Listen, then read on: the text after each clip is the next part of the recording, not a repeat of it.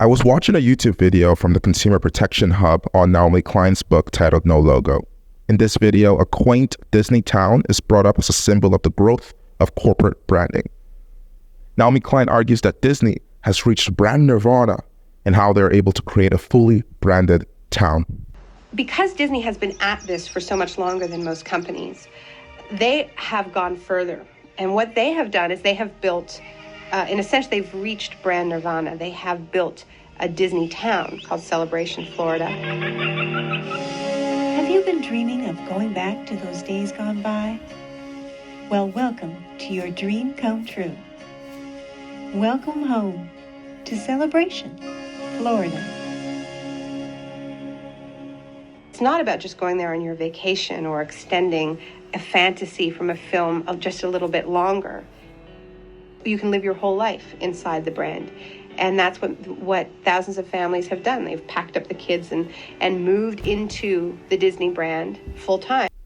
This idea of a Disney town is very fascinating. How can a company own its own town? How is democracy handled in this town? This is what I'll be exploring in this video.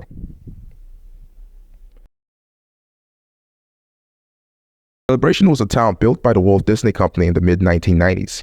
According to an article from Experience Florida, Celebration was created to resemble historical American small towns. It is quaint, walkable, and was named one of America's prettiest towns by Forbes magazine.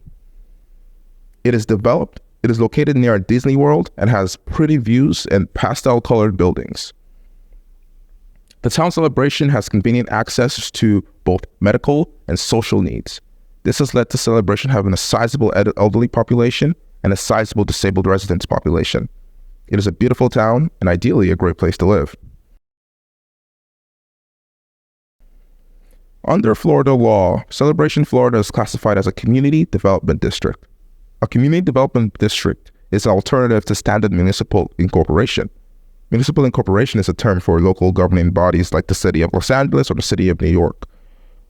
Unlike municipal incorporations, community development districts function as a dedicated district whose primary focus is on nurturing community expansion and advancing infrastructure within designated regions.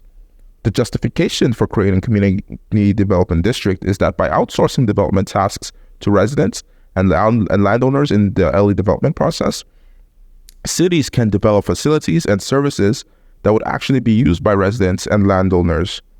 This means pretty much that residents and landowners get to effectively vote on what types of parks they want or types of services they want for their city.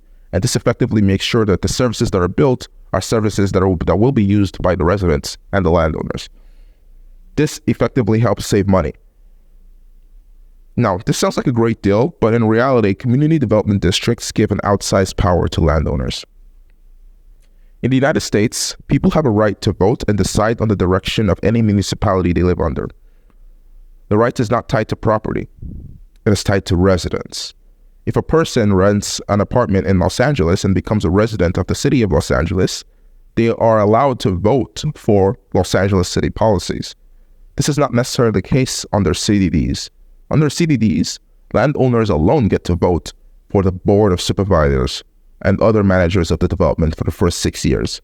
This is a very undemocratic arrangement that leaves residents without a voice in their communities for the first 6 years of the project. In CDDs, one vote is allocated for each acre owned in the district. This gives developers much more power in the first 6 years of a town's life. They can vote whoever they want to the board and effectively gives them the ability to overprofit from the community. For example, a developer can effectively have the board buy properties from them for higher prices than they are worth on the market. This system is undemocratic, and it is the governance structure of Celebration, Florida.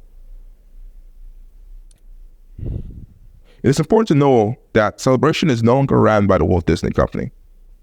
However, in its early days, Disney had a major hand in fostering the town's culture.